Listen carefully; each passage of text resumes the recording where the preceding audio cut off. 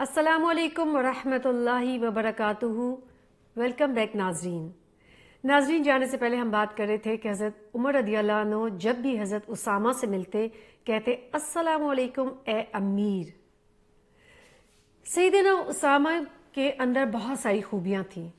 آپ کا دل حسد سے پاک تھا، بغض اور کینہ جیسے گھٹیا جذبات سے بالکل پاک و صاف رہتے تھے۔ وہ اپنے سے بڑے صحابہ کرام کی بے حد عزت کرتے تھے اور چھوٹوں پر نہایت شفقت فرماتے تھے۔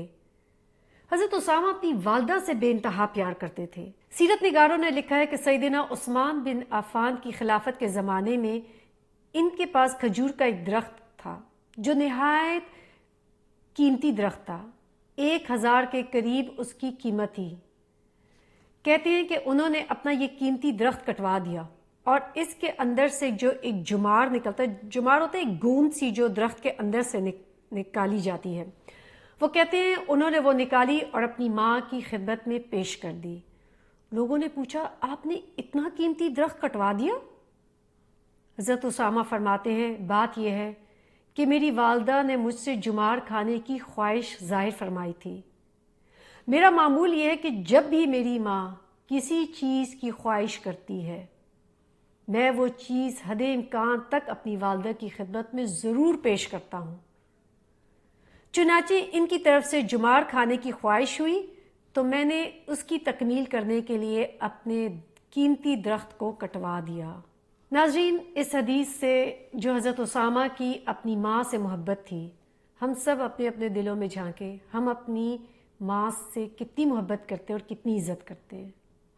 آپ دیکھیں کہ قرآن میں اللہ تعالیٰ نے اپنے بعد جن کا ذکر کیا ہے کہ ان کا حق ہے وہ ہمارے والدین ہیں، اور ان کی نافرمانی کرنا گناہ کبیرہ میں سے ہے، یعنی انسانوں میں سب سے زیادہ جس کا حق ہے اور جو ہمارے صلہ رحمی کے حقدار ہیں وہ ہمارے والدین ہیں، اور والدین میں سب سے زیادہ جس کا حق ہے وہ ہماری ماں ہے۔ وہ ایک ٹھنڈی چھاؤں کی طرح ہے، یہ وہ ایک رشتہ ہے جو ہمیشہ ہمارے ساتھ ہمارے لیے محبت ہی کرتی رہتی ہے۔ آپ صلی اللہ علیہ وسلم سے ایک دفعہ ایک صحابی نے آ کر پوچھا جس حدیث کا مفہوم یہ ہے کہ سب سے زیادہ میرے اچھے سلوک کی حقدار کون ہے؟ تو آپ نے فرمایا تمہاری ماں۔ اس نے دوبارہ پوچھا، پھر آپ صلی اللہ علیہ وسلم نے فرمایا تمہاری ماں۔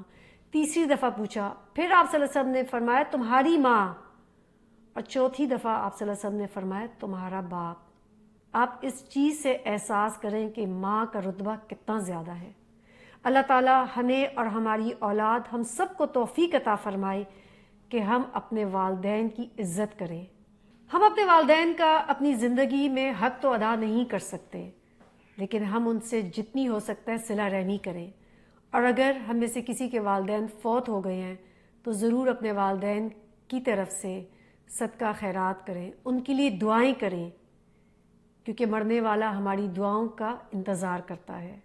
سیدنا اسامہ بن زید رسول صلی اللہ علیہ وسلم کے انتقال کے بعد وادی قرا میں ہی مقیم ہو گئے تھے۔ اس وقت ان کی عمر صرف 20 سال تھی۔